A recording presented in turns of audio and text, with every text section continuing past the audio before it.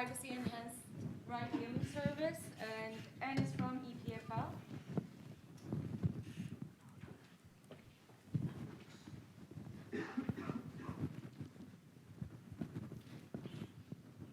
Okay, thanks for the introduction. So hello everyone, my name is Anne, and I'm going to be talking about a privacy-enhancing solution for ride-hailing service, and we named the solution PrivateRide. So in the past few years, we have witnessed a rise in the popularity of ride-hailing service, right? They have had millions of users with millions of rides in hundreds of the cities. And they have also received billions of dollars of VC fundings and have become the most valuable startups across the globe. And I think these numbers are not surprising because compared to traditional taxi service, ride-hailing service bring more convenience and usability for the riders. Unfortunately, at the same time, they introduce privacy problems for the riders, as evidences have been reported. So the privacy problem for the riders comes from the fact that the service provider collects detailed information about the rides of the riders, including detailed location traces, together with the identities of the riders.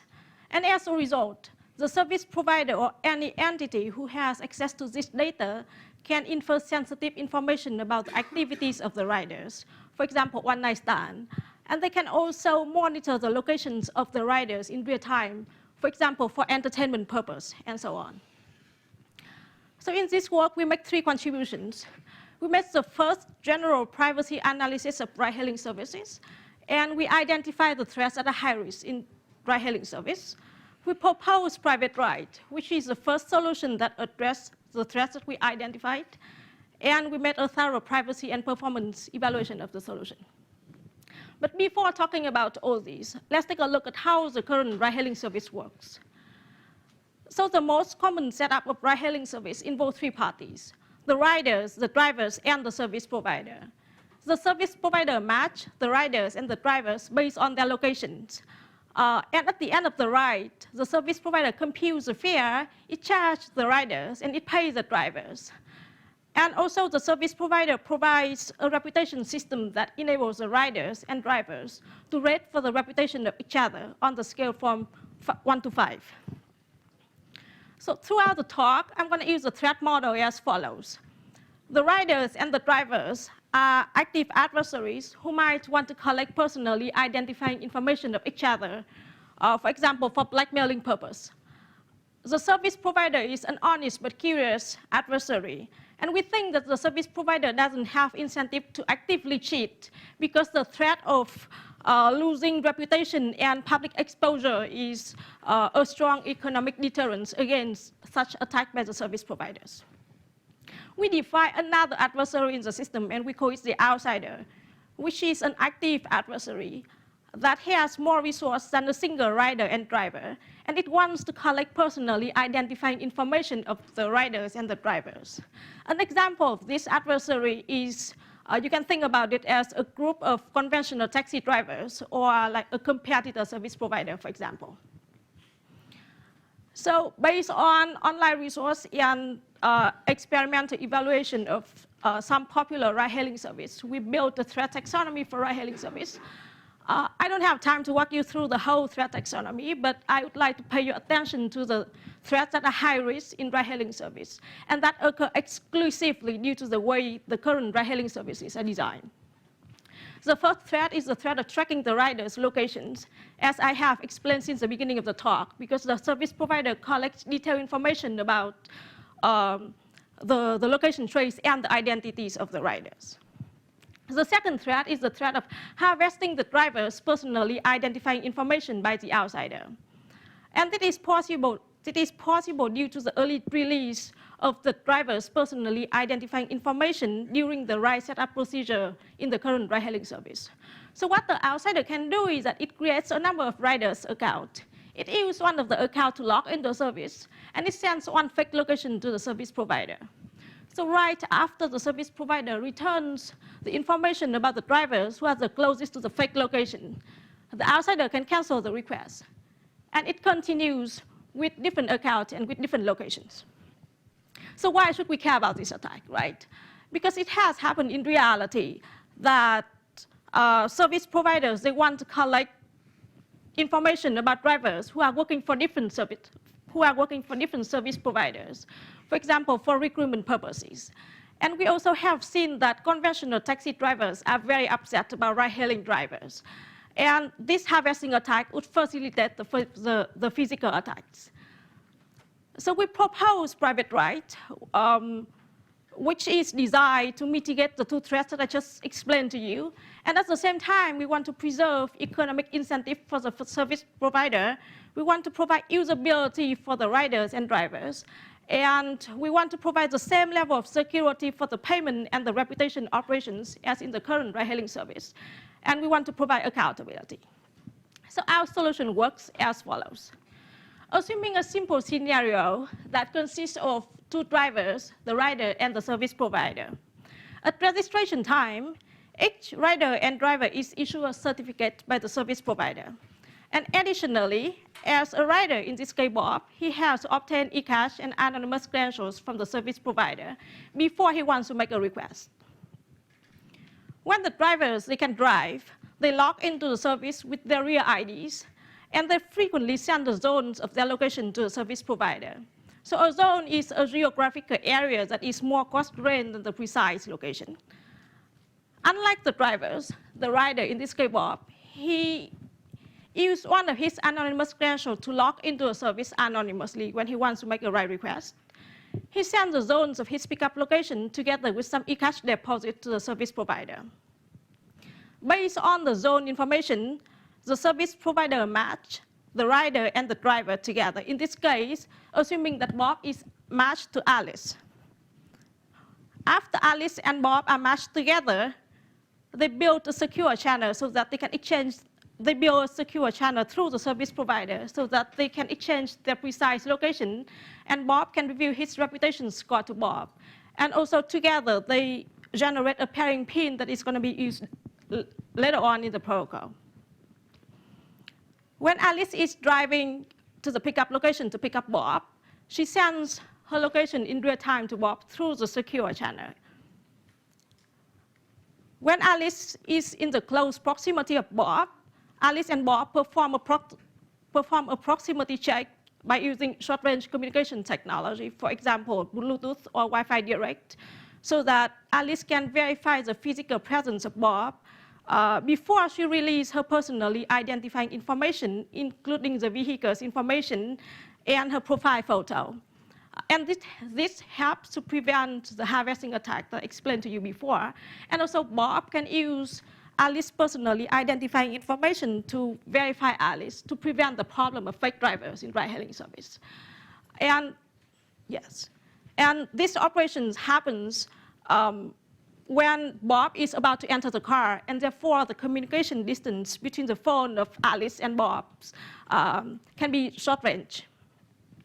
After that, Alice and Bob, they are involved in a cryptographic protocol so that they can build and exchange reputation tokens that later on, when the ride finishes, they can use to rate for the reputation of each other.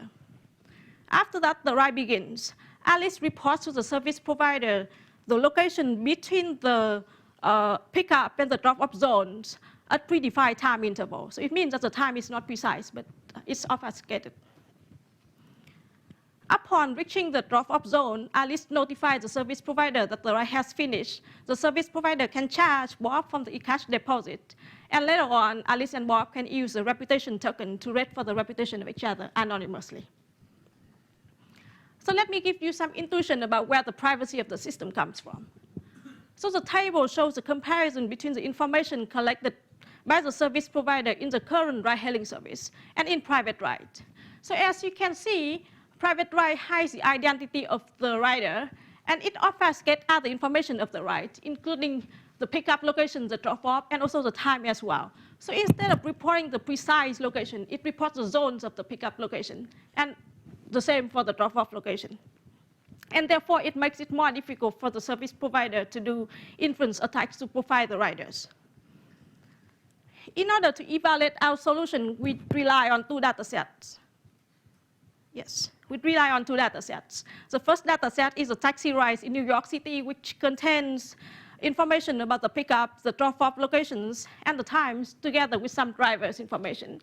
And the second data set is the Uber rides in San Francisco, which contains the truncated anonymous GPS traces. So we look at 3 different evaluation criteria. We look at the cryptographic overhead introduced by the system.